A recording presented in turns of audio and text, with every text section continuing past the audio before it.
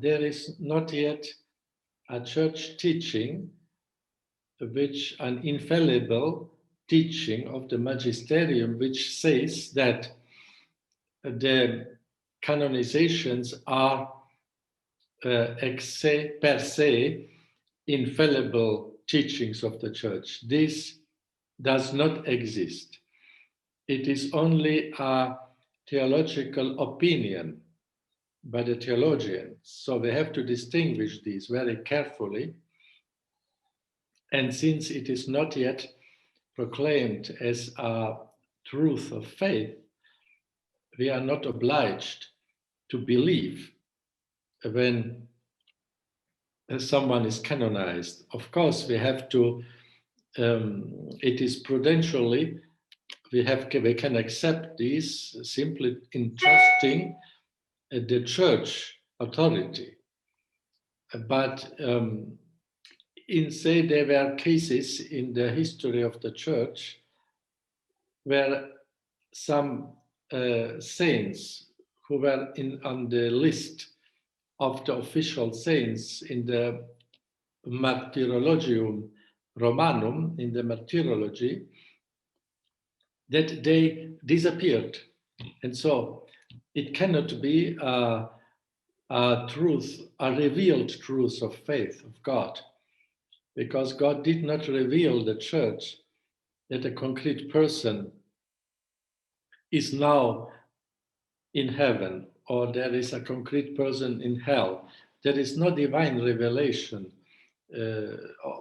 specifically, and there is also no divine revelation that a concrete person has lived heroically the virtues. So it is a prudential judgment of the church after a careful process on the virtues, for example. And I repeat, there were cases where saints were venerated, and then after some research, some centuries, it was discovered that this saint did not exist in the Middle Ages and so on. And then this name was cancelled from the Roman martyrology.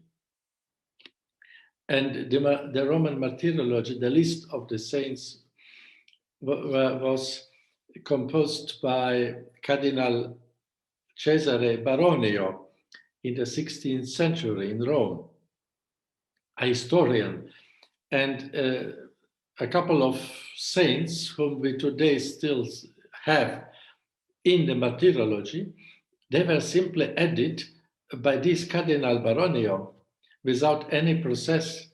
Simply he added these saints, and the Pope gave his approval. And so there are different situations. And then the most famous case is Saint Philomena, which was venerated so much by Saint John Maria Vianney of Ars. And even she appeared him, and he made some miracles on the intercession of this saint.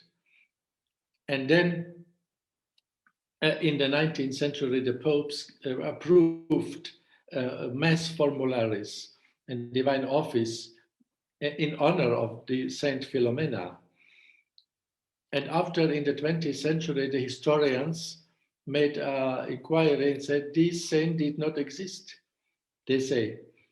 And so Pope John the 23rd removed Saint Philomena from every liturgical veneration.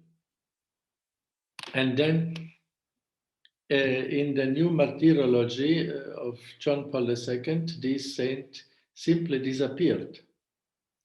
So you cannot, you see here, this is not an infallible issue.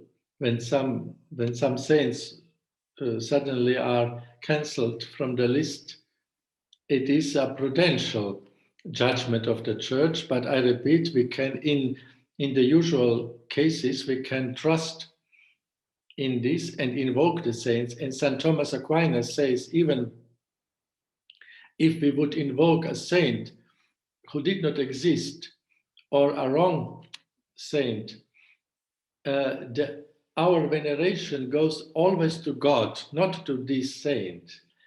The last recipient of the veneration is not the saint, but is always God.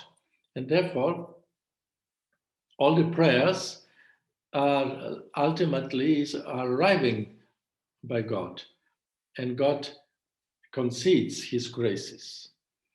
And so this is, we have to distinguish these different situations in the history of the canonizations also.